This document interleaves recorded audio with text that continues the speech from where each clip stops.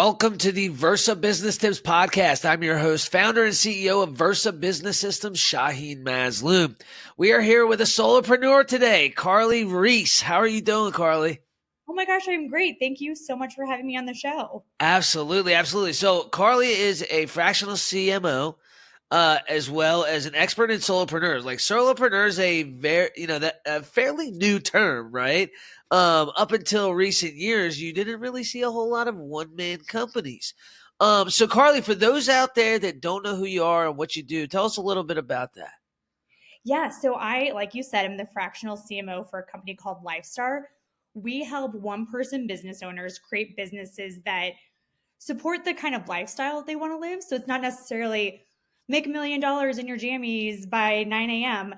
It's make a business that allows you to go to your kid's soccer game, allows you to take that vacation when you want to take that vacation. We're trying to kind of change the mindset people have with solopreneurship, Yeah. and so that you don't have to work around the clock. You can build a business that you not only run successfully, but that you like running. Yeah. But Yeah, yeah, 100%. so as solopreneurship is a new thing, changed right around COVID. I mean, everybody became remote. They realized Yeah. they could target the world. And so we created this company to kind of be the hand holders to help people I have this idea. How do I go from A to B? And we help them start, run, and grow their company of one without ever adding employees. So they can just kind of do their own thing. Very cool. Yeah, I mean, like it's so crazy with technology and everything at our fingertips. Like things you used to need like 20, 30, 40, even 100 employees to do, you can get away with 2 or 3, right? Like when I first started my company, I got a 5,000 square foot office space. I'm like, we're going to have 120 sales reps and I'm going to need 6 sales managers and assistants. And then, we had the conference room and all these different offices. And I mean, it must have been probably a year in, and we're occupying like this much of the office, and it was just, it was like a year before COVID. Then we went remote, and I realized I don't ever want to manage 100 people, No. right? And it's really just not necessary anymore. For certain businesses, obviously, you need a lot of people, but um, that's changing as well. Manufacturing is eventually going to be completely automated with robots, right? Like it's a very, very cool time to be in. So Carly, with solopreneurs, the definition is what? Just a one man company, right? Or one woman, one man company, right? Yep. Yep. One person So business. what are the pain points that people are seeing that they need a handholder, so to speak, like Lifestar, to guide them through the process? Like, is it the just getting started, like figuring out what they want to do, or like explain that a little bit? So the beginning, starting out, it's the whole imposter syndrome. You're Okay. like, I'm going to leave corporate America. I got this. I have so much knowledge. And then you leave and you're like, I don't know anything. Why would anyone trust me? There are so many people. I mean, I'm in marketing. My next door neighbor is in marketing. Every other person is in marketing. And so it's like, how do I stand out in this crowd? Yeah. And so that imposter syndrome really sneaks in for a lot of people, and just confidence in general, realizing that they don't know what they don't know. So they Right. dive in saying, man, I'm so good at marketing. But then they're like, oh my gosh, how do I file an LLC or an S corp? I don't know how to run a business. I just don't know how to market other people's businesses. Um, so that's a big thing. Lead gen is huge. Oh yeah. I mean, Those lead gen is the most important thing. Yeah, it's like if you can't generate leads, you don't have a business. If you can't make Right. that sale. Yeah. And I mean, we talk about businesses that support your lifestyle, but you still need to run a business. You're not just going to be drinking pina coladas on the beach. I mean, Right. hopefully that's the goal in the long term. But that's just not realistic for a lot of people. Yeah. So lead gen is huge. Um, and people think that going solo in business means that you're doing everything yourself. And that's just not true. Work with other contractors. You don't need to have employees. But Yeah. if you're a marketer, or let's say a copywriter, then you might need somebody that's good at branding and visual design Yeah. and all of that. So partner up with them. And if it your budget doesn't allow for a lot of things, co-market, co-brand, tap into each other's audiences, Exactly. partner Yeah. with people that support your business. So those are three really big things. Isolation is a big one. So on top of just um, being able to work with other contractors, do that for your sanity. I mean, Right. a lot of people jump ship. They're working in their own little. So when, just to go backwards, I became a remote worker in 2014. I Right. was working for a company, but my husband and I became digital nomads. And I was so concerned that being on the road, being away from the office kitchen and everything, I was going to be so lonely.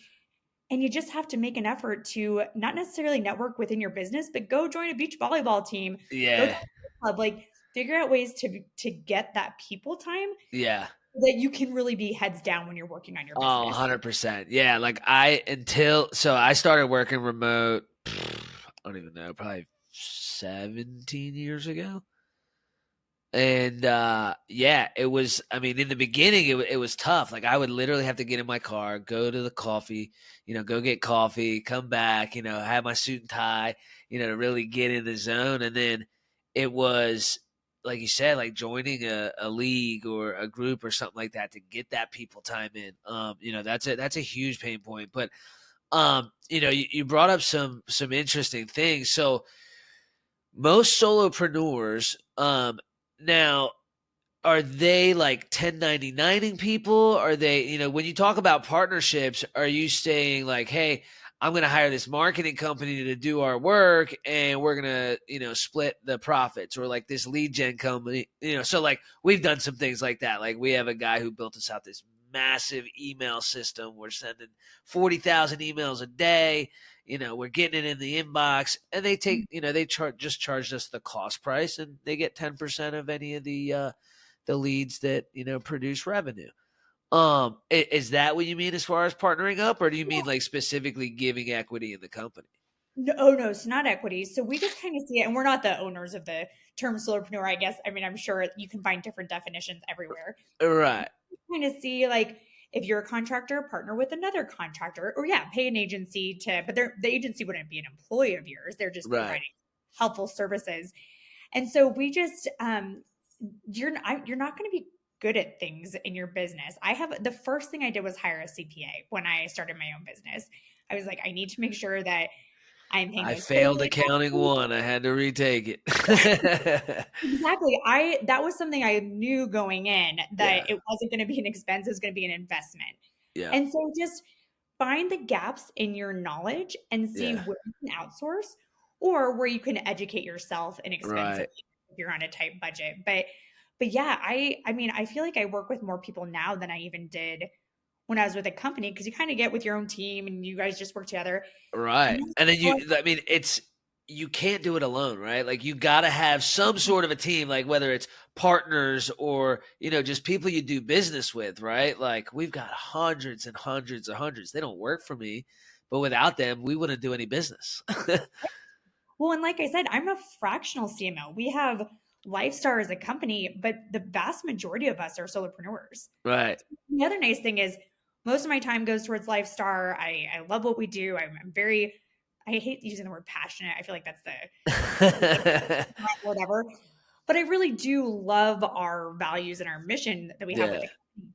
Can I go do other projects? Absolutely. I'm my own business. Right. Joe Rita, the CEO of the company, highly respect him. He's one of the greatest guys I've ever met.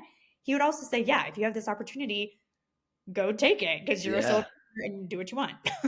Yep. Well, and, Exactly. and then I would still be doing stuff with Lifestar as well. So you kind of just have a cool, you are your own boss, but you can take on projects as you want, work with different people, work with who you want to work with. That is the Yeah, other exactly. Like you get to control, you're controlling the decisions at that point. So would you say like a big thing about being a solopreneur is just having an honest conversation with yourself about what your strengths are and what your weaknesses are? I think a lot of the times, like, I mean, I know at least for me, I'm like, I'm great at sales, I'm great at hiring. Those were two things that I knew I was great at, but there's so much more that goes into a business. And I feel like a lot of people don't realize that until you actually dive in.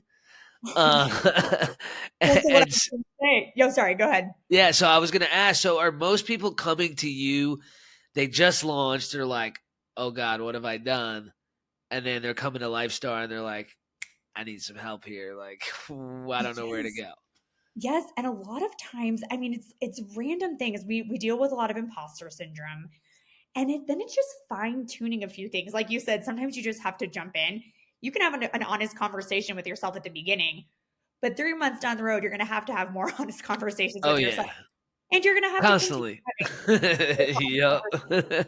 Those just don't stop. But people come to us just looking for that comfort of, I can do this, plus the Right. knowledge that they need. So a lot of times people find us, we have these two, shameless plug alert, we have these two events that happen once a month. One is like a networking event, but Uh, not your typical, hi, I'm Carly, like this is what I do, blah, blah, blah, blah. It's just a really unique networking session called Solopreneur Problem Solvers. And then we have another one that's a micro event where speakers actually come in and address things that only solopreneurs would be receptive to. So, for example, nice. for SEO, you can Google SEO and get search engine optimization and get a million articles. You could chat GPT it, get an answer. But I don't always recommend that solopreneurs focus on SEO first. Right. A lot of times, solopreneurs just need 3 or 4 clients. So I'm like, go get a cup of coffee and meet Right. some people in the community Right. and focus on the short game. And then you can also in the background be focusing on content and all those things. But for a solopreneur that needs 3 or 4 clients, why waste your time Yep. on an email campaign or a massive PPC campaign or something? Yeah. One-on-one conversations are the most important. So people come to us for things like that because they're like, well, I've been doing research on entrepreneurship. And we're like, no, no, no, no, no. There's a difference between on entrepreneurship where people want to scale these businesses to just having 4 or 5 clients who pay you every month and then you can go hang out with your friends and family. Right. Yeah, absolutely. So like when when you were talking about lead generation, right? For solopreneurs, like you said, a lot of the times they're handling the leads themselves, or maybe they have some independent, some people that are independent contractors as salespeople, or they've hired some people in the Philippines to handle their sales calls or something like that. Mhm. What are some ways? I mean, lead generation is constantly changing, right? I personally think social media, like Meta specifically, has just gotten worse and worse and more expensive. Um, Yes. and so like what are some good ways what are some good ways that you guys are seeing that people are generating leads in a good way that's not direct mail and not meta? Right, exactly. So it's so funny you say that because a lot of people don't realize that it's pay to play on social now. I mean, really Yeah. to get your post shown in your news feed on Facebook and everything, you have to Especially right before the election. Oh my goodness. it is we told people to not do email, Yeah, PPC, or we turned social. off we turned off all of our leads for the last 2 months before the election because it was Yeah. just getting ridiculous. They were both playing with what, $1 billion in marketing. Yeah. Like, It was ridiculous. Yeah, we yeah. told everybody to go dark around that time too. So it's worthless. Yeah. But people think we'll have people come in and they'll say, "I know I need social media, but I'm not getting any traction."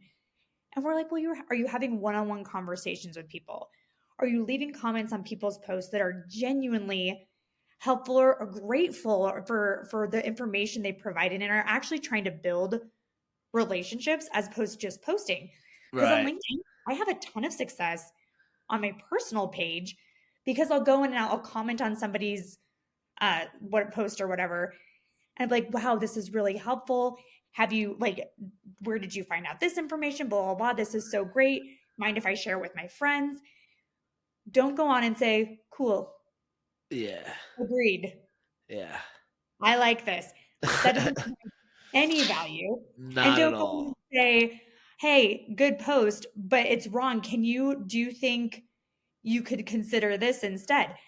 That doesn't help anybody. Like it just show how much you appreciate the content and build genuine relationships. Don't blindly reach out to somebody on LinkedIn and say, hey, I visited your website. I'm an SEO company. You Yeah. should do this because you're doing A all of this hundred right. percent. A hundred Oh, percent. Because all they're gonna do back is maybe have a conversation with you just so they can try and sell you something.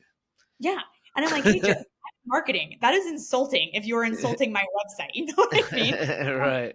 So, but actually building genuine relationships and getting involved in communities on social media, Yeah. I'm still seeing success there.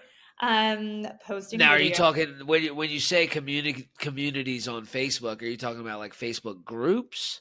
So Facebook groups. So like we have again, I'm not trying to do another shameless plug, I promise. But as an Plug example, away. we have this Lifestar community, which is just for solopreneurs. And uh, so people come in there, they support each other.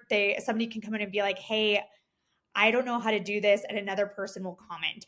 And so then relationships build. We've established so many collaborations in that group because it's just people helping people. right. You can join these communities, but if communities aren't your thing, or if you join so many of them, you don't pay attention to them, then commenting on posts, whether it's Facebook, whether it's LinkedIn, wherever your audience is, make sure you're commenting Right.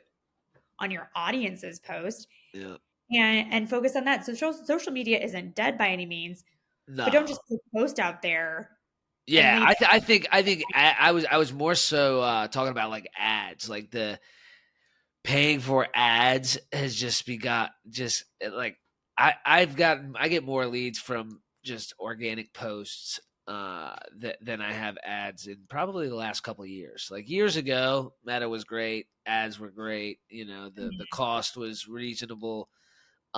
It seems like ever since they went to you know, they got caught selling everybody's information, Mhm. that it kind of went downhill. Well, and I think it's also for solopreneurs who are just starting out. They think that they have to do PPC in some form, whether it's Google, Right. Facebook, Or they whatever. need all these leads, like you said, and it's like, dude, Yes, slow down. You're one person. You can't make right. 200 calls today. But the other thing is Meta's ad dashboard isn't necessarily the most intuitive. It's like build your campaign, build your ad set. And people are like, what is the difference? I don't know what I'm doing. And so one, that could be a place you can outsource if you're absolutely adamant that you want to do these pay-per-click campaigns. Yeah. You can outsource to somebody, but if you're trying to figure it out yourself, your time is better spent finding these one-on-one conversations as a solopreneur than getting a certification in Meta's platform. Yeah, Because 100%. I mean, it's stages, I think, is the especially for a solopreneur, that's where they're gonna shine, right? Whether it's a digital stage, whether it's a physical stage, somebody else's stage, you know, your own stage, podcasts. I mean, I've met some amazing people just by having this podcast. Like, I mean, I'm not promoting my business, I'm promoting other people's businesses. And people are like, well, why do you spend so much time doing that? I'm like, I'm meeting some great people that have gotten me a ton of referrals, right? Most of the people that I've had on the show, not by, you know, like, it's just by accident, but most of them are in B2B. What do? We help businesses. So it's like, it's always a good conversation, and there's always some synergy there to be able to do business. And, you know, we're only 51 episodes in. Um, so what's that? Maybe 50 hours tops that I've spent on and we've generated, I don't know, a couple 100,000 in revenue just from podcast referrals. yeah, You know, so it's like people don't think about that. They're like, "Oh, we got to do Google ads and we got to be at the top of Google," right? That's everybody's go-to is we got to be at the top of Google. That's how people are going to find us. That's the only way people find us, and yeah. it's But just even not. that's changing. And like I Yeah. said, SEO is like a Chat longer I term. don't even go to Google anymore. I'm searching Chat GPT. Exactly. Exactly. So it's like all this time we all spent getting our websites to the top of the SERP pages Yeah. changing. And who Yeah. knows? I mean, it'll change again and Oh, it'll continue. 100%. It'll continue to change. Yeah.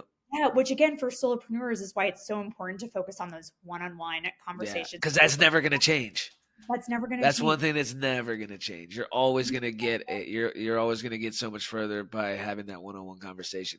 It was Yes. funny. I was at a gas station last night. So I landed from England like 9 o'clock, 10 o'clock at night. Had to drive an hour and a half home. Was almost home, and I'm like, better not push it. Let me just get some gas. And there was this guy next to me, and he's like, if you don't mind me asking, like, what do you do? And I told him, and he's like, "Oh, dude, I own a business. Like, I got a bunch of, a bunch of guys that work for me, and we're doing this, that, and the other. We're trying to grow. We need some help with some funding, and our credit card processor sucks, and it's just a lead, just like that, from a simple one-on-one conversation at a gas station. You can have it anywhere. Exactly. And so many people forget that. Yeah. And another thing you said podcasting for solopreneurs, you don't need your own podcast. No. You should research podcasts that are within your niche and the people you're trying to target and be a guest because Yeah. it's like a 30, 45 minute commitment out of your day because you won't Yeah. have any prep because they should be. And you're asking you getting in questions front you of already know. somebody's whole audience. Right, right. And you don't need to prepare, write an article or anything. Your knowledge is already in your head. Yeah. So that is so huge. Yeah. And then also for solopreneurs, hosting your own virtual events Yeah. and using that as a lead gen tool to show you're an authority in your field. Maybe run a few PPC ads if you want to, but just promote that event and we get so many leads from those Yeah. events that I was telling you about. Yeah. And it's just because you establish yourself as an authority. Yeah. 100%. 100%. So there's I lost my thought. So what was I going to ask you? We were talking about so with lead generation for stages, right? So the when people come to Lifestar and they're like, okay, we've got our leads figured out. If sales isn't their thing, like I guess my question is, can somebody be a successful solopreneur if sales and marketing, the two most important pieces of a business, are not their thing? They can. So, and a lot of people, sales isn't in their thing. I'm not a salesperson. I'm an extrovert. So people assume like, oh, you must Right. like closing that deal. I'm like, no, hard pass. I don't. That's not.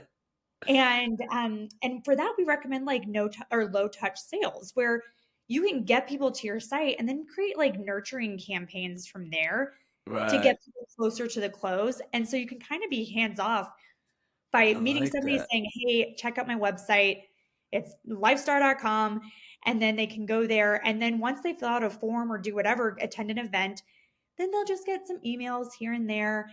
But you can be hands off and you can be there if they have questions. But we found, have you heard of They Ask You Answer by Uh, Marcus Sheridan? no. Basically, like to get to the sale, just be transparent. Tell them how Oh much you yeah. answer their 100%. questions. Any questions they have, put that on your website, put that everywhere. Don't hide anything. Yeah. And then they'll I mean, know, like, and trust is so commonly used now, but they will. They'll know who you Right. are, they'll like you, they'll trust you, and they'll be more likely to buy from you. And you may not even need to be involved in the sales process at all because could all be happening 100%. There's remotely. three reasons why people don't buy from you. They don't like you, they don't trust you, or they don't understand the product. Yes, That's it. and if you're getting people to your site and because you want a low touch sale and you don't want to be a lot like heavily involved in the process, if you're not getting sales, it's because what you just said. It's one of those three things. And just because your message is clear to you, that Yeah, it does doesn't not mean mean it's it's clear clear to to everyone else. Yeah. everyone. Yeah, absolutely. So, like a lot of the times you need to go to a company like Lifestar just to have another somebody that's an expert with solopreneurs that can actually take a look at that. But also like so let's talk about fractional marketing real quick. So like fractional anything is kind of a new, like fractional CFO, fractional CMO, fractional uh, I don't know, right? Yeah. There's Want to be just yeah, fractional. anything you want to be fractional, right? Mhm. For most companies, I mean, even my company, like we could absolutely use a fractional CFO, fractional CMO. We've got I don't know 10 people within the company, but smaller companies, you don't need to have a full time CFO anymore. You don't need No. to have a full time CMO. You still need those things, but now you can hire fractional people like you that Mhm. handles the stuff that you don't want to handle or don't have the time to without paying someone a $150,000 salary. You pay Mhm. them a salary for the amount they work. And if you only need them to work a couple hours a week, great. Yeah. Right. Oh, So how does that work? Right. Like, is that kind of like if let's say they're like, we probably need you for a couple hours a week. Are you taking that, $150,000 salary divided by the hours, and that's what you end up charging them, or how does that work? I've always well, I wondered think that just depends between the contractor and the company and what they're negotiating. I'm sure some people are on retainers, that. some Right. people are on hourly, and I'm sure some companies they roll over the hours to the next month. Yeah. If you're only working like 15, 20 hours a week or so, I mean, hourly, it's funny because it's so, as a marketer, you're like, oh, well, you should do project based because then if you come over or under, you're still getting the same Right. and you can charge that. But hourly still makes sense for a ton of people. Yeah. And I think that all, and again, if it's contractor to contractor, just have an honest conversation about it. And Right. build that rapport with the company too. If you go over by a few hundred, few $1,000s in 1 month, they're Yeah. probably like, well, because you needed to. Like we had a deadline that you needed to meet and you worked Yeah. extra hours. But be transparent. If you're gonna say, like, don't surprise them with a bill that's double what you would normally Right. give them. Just keep those again back to the whole transparency is Yeah, key. transparency and honesty is key. I mean, it really. I mean, that's where most of our successes come from. Like we became the highest. So we have the highest closing ratio and the highest repeat business ratio in all of B2B. Okay. As far as I know definitely for sure in the lending space. But it's really because of those two things: being transparent, educating our customers, being 100% open, and there's one thing that I tell all my guys. I'm like, if you don't know the answer to something, if you aren't 1,000% positive on the answer to a question they're asking you, tell them, hey, I'm not 1,000% sure. Let me call someone and double check. Yeah. Because they're gonna respect that over you trying to BS your way through an answer. People Right? are so scared to say, I don't know. Yeah. And they're so scared to say no. Yeah. And we have found so much power in So much. saying Yeah. no and setting those boundaries. People will respect you for them. If you say, I don't answer emails after 5 o'clock, then they'll know like during their normal business hours, you're working and that you respect yourself. Like, I mean, that sounds bad. You're other people that work Yeah. What are you around saying? I don't respect myself because I the work 24/7. I meant to say, but they will respect you for setting your own boundaries because Yeah. that produce a better quality for them. Yeah. I know we're recording this in late December of 2024, and I know a lot of people are saying, "I'm out of the office for the next 2 weeks. Leave me alone." It doesn't mean you're going to lose business. It just means Right. you respect your personal time, and you'll get back to Yeah. them when the new year hits. Yeah. So yeah, 100%. it's funny you said that. I don't know, and saying no is afraid. It scares people, and Yeah. it shouldn't. Definitely, definitely. Oh, so I remember my thought now. So we were talking about one-on-one conversations, right? With lead generation. Every single person, every single person there's an opportunity to make a sale or get a referral. It doesn't Mhm. matter if they're a 6-year-old kid or a 90-year-old grandparent. Why? Because that kid knows adults. Right? Like it doesn't matter who you are. Everybody knows whether it's B2B or B2C. Everybody knows a consumer and a business owner. Yeah. Everybody from your 6-year-old to your 99-year-old grandmother. Everybody knows a consumer or a business owner. So whether they like your product or are a fit for your product or not, it doesn't really matter. Right? Like I was on the plane last night. I got 4 leads. I was only sitting next to 2 people. Mhm. You know what I mean? Like I got a lead at the seat in the gate and another one in line to walk on the plane. And then both the people that I sat next to, right? I think actually I don't think one of them owned a business. One of them had a doctor practice. But the other 3, they don't own businesses, but they know people that do. Yeah. Right? Like you should be talking to everybody. There shouldn't be a single person you come in contact with that doesn't know what you do. So it's funny you say that. When I first started out, so I am not a designer and I am not in advertising, which people sometimes think is synonymous with marketing. No. When I was first starting out on my own, nearly a decade ago now, I overheard my parents tell some of their friends she is a creative director for an ad agency. And I was like, Nice. none of that is true. Parents don't know what I do. Yeah, And so I had to educate them. And so when we talk to solopreneurs, tell people what you do. For yeah. some reason, people And think you don't make it confusing. People no, get so complicated with, like, their answer too, like, you gotta have a short, simple, elevator pitch type answer, right? you What do you do. do? We help And businesses solve problems. We help businesses scale. Whatever, like, whatever you do, like, say what you do, not, "Well, we offer this and this and this and this." nobody cares. And in that quick elevator pitch, tell them how you solve their problems. Yeah. That's all they only care That's all about they what care they're about. supposed to do. Yeah. They do care about what you do. Yeah. And but it's important to let your friends and family know what you do and even to send out an email to all of your personal contacts and say, "Hey, it's been a minute since we caught up. here's what I'm up to right now. People get nervous that they sound salesy, but really it's just a life update. And you say, Right. Like, "You're my one friend, I thing wanna that, let you know what I'm up to," and it's automatically gonna bring you some leads. yeah, because they want to help their friends. And 100%. so, even like you were saying, even if your friend isn't your target audience, Yeah. their friend probably is. And so, we actually recommend people revisit that quarterly or every 6 months or so. Yeah, I love Send that. another update email to stay on your friends and family's Yeah. radar because they That's a want to. great idea. Thanks. I mean, not even just for solopreneurs, but really anybody in sales, period, Mhm. right? That's yeah, that's a great. I've literally got, I don't know, probably 10,000 contacts. Do it. Some of them I haven't talked to for years. Yeah. But you never know, And right? you Like, can especially like now that we're coming up on the end of the year, or this will go live in January, so it's the beginning of the year. Hey, hope you have a great 2025. Here's what I'm up to this year.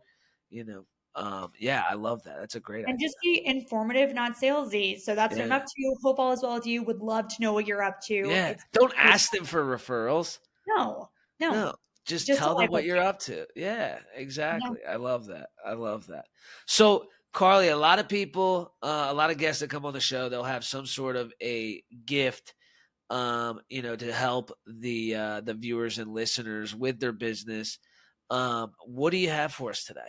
Yes, so we have this free offer called Lifestar Intro. If you go to lifestar with 2rs.com/intro, and that will take you to our free offers. It gives you access to those two free events I talked about earlier, our Awesome. amazing Are those community of events just virtual? solopreneurs. Awesome. Yeah, Very yep, they're cool. on Zooms. Okay. Yep, great. We have a roadmap to success for solopreneurs that they look at, different Great. business tools, and then a great newsletter. It's not one of those spammy newsletters. It actually has like clear, concise, actionable Awesome. content that can kind of go in your Very feed cool. every week. So Yeah, yeah, sign up for definitely. that. I'm gonna do that as soon as we get off here. So I'll put that in the description. That way, people can just copy paste, click on it, whatever they want to do. Um, and then how do they reach out to you? Say they need a fractional CMO, which for those who don't know what a Yes. CMO is, Chief Marketing Officer. Um, Not I'm so advertising glad. creative or what what you said. I'm so glad you said that. I have a friend of mine who's a dermatologist, and I told Yeah, her I sure. was a CMO, and Well, she thought I meant yeah. chief medical officer. And I was like, if somebody's hiring me as a Yeah, chief we got a medical problem. officer, it's going to be Yes, she's not a medical well, professional. She is a marketing professional. thank you.